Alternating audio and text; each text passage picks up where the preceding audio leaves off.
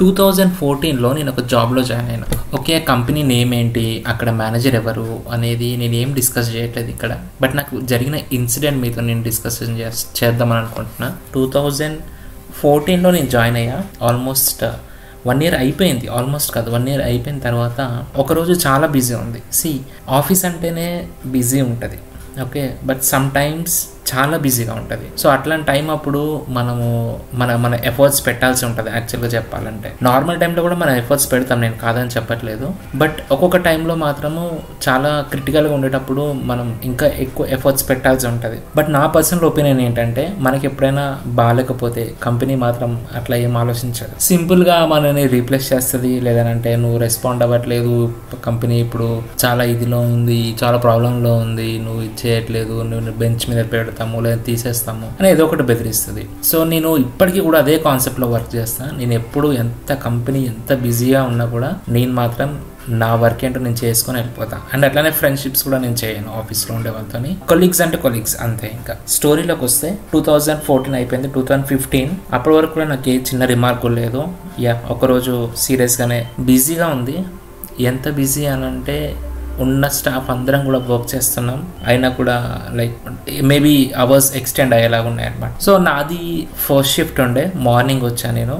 7:30కి start అవుతుంది, okay. So 7:30 నుంచి వెళ్ళి 4 o'clock వరకు ఉంటుంది ఆఫీస్. ఐ మీన్ లైక్ 4:30కి వెళ్ళిపోతాం మేము. So it's quite long hours. And payment మీకు తెలిసిందే, 2015లో ఎలా ఉండేటో మీకు తెలిసిందే. That time it was like 10,000 అలా వచ్చేది అనమాట.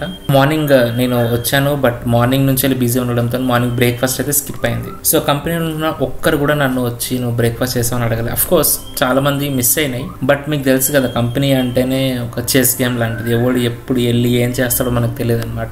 మనకి తెలియకుండా వాళ్ళ ప్లాన్ వాళ్ళకు ఉంటాయి. మనం ఏంటనంటే, మీకు తెలిసిందే, మీలో ఒకరిని నేను, అంటే లైక్ ఎవరైతే ట్రాన్స్పరెంట్గా చెప్పేస్తారు చూసారా, సో అట్లాంటి కేసు అనమాట నేను. ఓకే, నేను ఆ రోజు ఏం జరిగిందనంటే, మార్నింగ్ బ్రేక్ఫాస్ట్ స్కిప్ అయింది. కొంతమంది చేశారు, కొంతమంది చేయలేదు, ఐ డోంట్ నో. బట్ నాతో మాత్రం ఎవరు చేయలేదు, ఎవరు వెళ్దాం అని కూడా అనలేదు. సెకండ్ హాఫ్ వచ్చే వరకు ఆల్మోస్ట్ 3 అయింది, టైం 3 అవుతుంది. అండ్ ఇంకా నెక్స్ట్ 1.5 hourలో క్యాబ్ ఉంటుంది. సో క్యాబ్ క్యాచ్ చేసి వెళ్ళాలి. మళ్ళీ లంచ్ కూడా చేయలేదు, అప్పుడు బ్యాచిలర్ కదా హైదరాబాద్లో. సో మళ్ళీ ఇంటికి వెళ్ళి ఎక్కడో బయట తినే బదులు లంచ్ మనం క్యాఫెటేరియాలోనే తినేయచ్చు. So it was very busy time. Almost నా వర్క్ అంతా కూడా అయిపోయింది.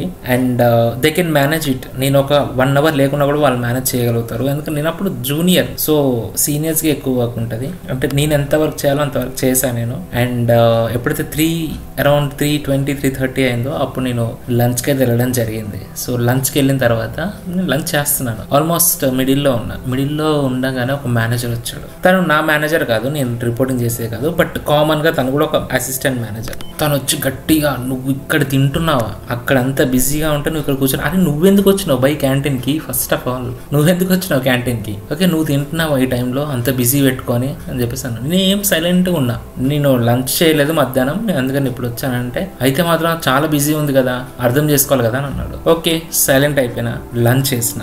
లంచ్ ఎంతసేపు చేశానంటే, నేను చెప్పాను కదా 3:20 అరౌండ్ 3:30 ఆ టైంలో స్టార్ట్ చేశానని, 4:15 వరకు, ఇంకొక 15 minutesలో క్యాబ్ స్టార్ట్ అవుతుంది అన్న వరకు లంచ్ చేశాను. లంచ్ చేసి ఇంకా పైకి వెళ్ళి రిపోర్ట్ చేయలేవు, డైరెక్ట్ క్యాబ్ ఎక్కేసి వెళ్ళిపోయి నెక్స్ట్ డే నేను ఆఫీస్కి పోకుండా చెప్పిన వాళ్ళు. మా సూపర్వైజర్ ఫోన్ చేసి, ఏమైంది వంశీ ఇట్లా ఆఫీస్కి రాలేదు ఏంటంటే, రావట్లే ఇంకా ఇప్పటి నుంచి అయిపోయింది. ఎందుకు అనంటే, నిన్న ఒక ఇన్సిడెంట్ జరిగింది మీకు తెలియదా అని అంటే, మాకు తెలియదు అని అన్నారు. అఫ్ కోర్స్ తను చెప్పుండకపోవచ్చు, ఎందుకనంటే తనకు అది చిన్న ఇష్యూ లాగా అనిపించవచ్చు, బట్ నాకు మాత్రం అది పెద్ద ఇష్యూ.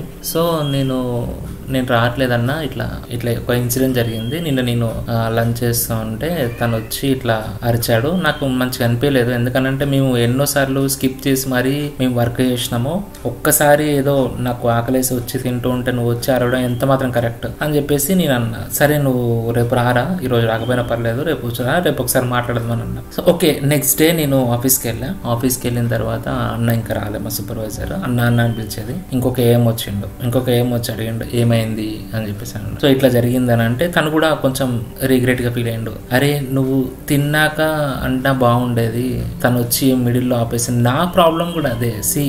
ఒక మనిషి వర్క్ చేస్తాడు, నీకు తెలుసు ఎంత వర్క్ చేస్తాడు అనేది. వర్క్ చెయ్యను నువ్వు అట్లా అంటే వాడు పెద్ద ఫీల్ అయ్యేటోడు కాదు. వర్క్ చేసేటోడిని వచ్చి అది కూడా తినే మధ్యలో, నువ్వు తినక ముందన్నా తిట్టు, తిన్న తర్వాతనే తిట్టు, నేను ఫీల్ అయ్యేటోని కాదు పెద్దగా. ఓకే, తింటున్నప్పుడు నువ్వు వచ్చి అలా మాట్లాడడం కరెక్ట్ కాదు, ఫస్ట్ థింగ్.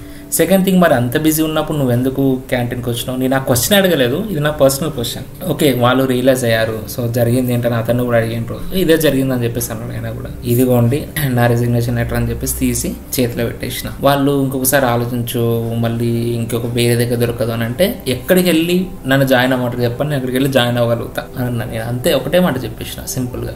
ఎట్టి పరిస్థితిలో నేనైతే ఇవ్వను పేపర్, ఇచ్చానంటే మాత్రం రిటర్న్ తీసుకోను. సో నేను ఇచ్చేసినా అంతే, అయిపోయింది. ఇంకా మీరు దాని గురించి మీరు డిస్కషన్ చేయొద్దు. ఇన్ కేస్ మీరు డిస్కషన్ చేయాలనుకుంటే ఇట్లాంటి ప్రాబ్లం ఇంకొకరికి రాకుండా చూసుకోండి. సో దాని మీద డిస్కషన్ చేసుకోండి అని చెప్పేసి అని అన్నా. అంతటితో క్లోజ్. సో నేను చెప్పేది ఏంటంటే, ఎవరైనా కూడా లైక్ వర్క్ చేస్తారు, ఎవరైనా కూడా ఎంత వర్క్ చేయనోడు అన్నా కూడా ఎంతో కొంత 10% 20% అయితే వర్క్ చేస్తారు కాబట్టే కదా నువ్వు ఇంకా ఉంచుకుంది. సో ఇట్లాంటి ఇన్సిడెంట్స్ మీరు పెట్టుకొని ఎవరైతే ఇట్లా సిచ్యువేషన్స్లో ఉన్నప్పుడు మీరు వెళ్ళి ఇట్లా డిస్టర్బ్ చేయడం అస్సలు కరెక్ట్ కాదు.